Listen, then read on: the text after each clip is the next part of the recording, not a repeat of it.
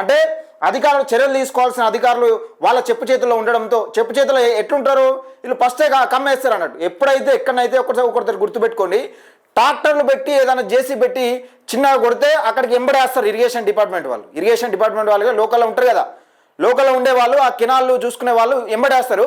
కానీ ఎప్పుడైతే టిప్పర్లు పెట్టి నడుస్తూ ఉన్నదో అక్కడికి ఎవరు కూడా రారు, ఫోన్ చేసినా కూడా రారు. అది యథేచ్ఛగా నడుస్తూ ఉంది. అయితే కన్నెత్తి చూడని అధికారులు. రామడుగు గంగాధర మండల ప్రాంతంలో చెరువులు కుంటలు కాళేశ్వరం ప్రాజెక్టు కుంగిపోవడంతో నీటి అభ్యత తగ్గిపోయి ఎండిపోయాయి. చెరువుల నీరు తగ్గడంతో చెరువులో ఉన్న మట్టి మాఫియా కన్ను పడింది. చెరువులో ఉన్న మట్టి మాఫియాపై కన్ను పడింది. దీంతో ఆ ప్రాంతంలో నుంచి మట్టి తరలించేందుకు మైనింగ్ ఇరిగేషన్ అధికారులను ప్రసన్నం చేసుకుని దళారులు అక్రమ మట్టి దందాకు తెరలేపారు. మట్టి తరలించేందుకు ప్రభుత్వానికి క్యూబిక్ మీటర్ ప్రభుత్వం నిర్ణయించిన శిస్తును చెల్లించి మట్టిని తరలించాలని, ఎన్ని క్యూబిక్ మీటర్లు తరలిస్తున్నారో ముందస్తుగా తెలియపరచాలని లెక్క ప్రకారం వ్యవహరించాలి.